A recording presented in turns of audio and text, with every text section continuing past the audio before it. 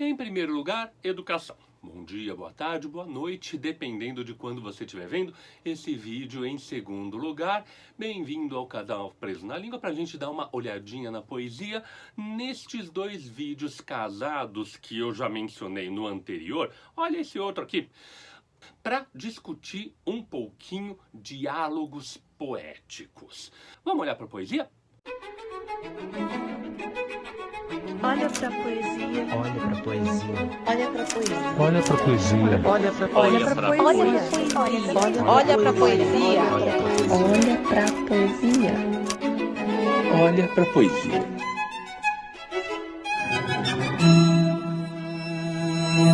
Diálogos poéticos. Eu já tinha mencionado um pouco da história no vídeo anterior e me debrucei sobre a dedicatória do livro Agrestes, do João Cabral de Melo Neto, publicado em 1985, ao leitor contra, que era o Augusto de Campos. Augusto de Campos, um autor que desde os anos 1950 está se projetando como o vanguardista, como o inventor, o criador de novidades, de coisas diferentes. Hoje em dia, o Augusto de Campos já está com bastante idade, já passou dos 90 e continua refletindo, continua numa postura, os últimos anos mostraram, de criar novidades. Faz já algum tempo, mas passou da página impressa para o DVD, para performance, vídeo performance, um monte de coisas que são, como o próprio João Cabral de Melo Neto assume na sua dedicatória, algo contrário, algo diferente do que ele, João Cabral, apresentava, que era o defunto, o morto, o perto de certas tradições, apesar de não ser 100% tradicional.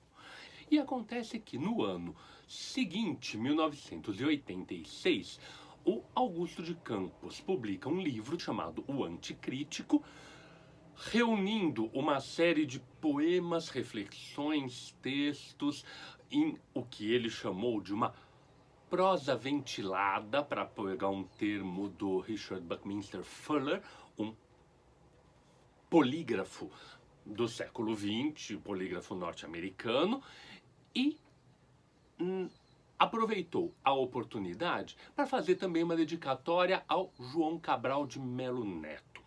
Uma fala tão faca, fratura tão exposta, tão ácida, tão aço, osso tão osso só, que eu procuro e não acho o adverso do que faço. O concreto é o outro e não encontro nem palavras para o abraço, senão as do aprendiz. O menos ancho sem, que só aqui contra diz nunca houve um leitor contra, mas a favor. Claro, o primeiro grande desafio é a leitura desse texto aqui, porque é um texto concebido para página. Olha aqui o que ele é no original. Ao final do vídeo eu deixo de novo, como sempre, para ser lido e relido e reapreciado na sua integridade. Mas eu vou conduzindo alguma possibilidade de leitura que diz respeito a justamente o reconhecimento que o Augusto de Campos faz aqui das conexões possíveis dentro daquilo que superficialmente é tão fora, é tão discordante. Inteligentemente, ele retoma coisas do prefácio, fala do contra, fala do adverso, que aqui se separa em adverso, por isso está falando do próprio verso, e um verso que desaparece no poema dele, que vira esse enorme quadrado de palavras.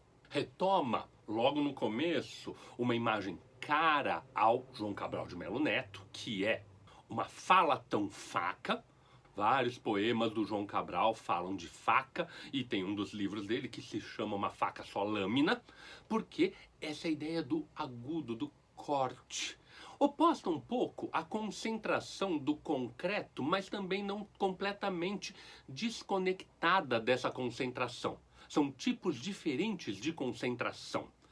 O Augusto de Campos aqui, então, inteligentemente, fala que esse osso tão osso, ele procura, mas não encontra tanta diferença.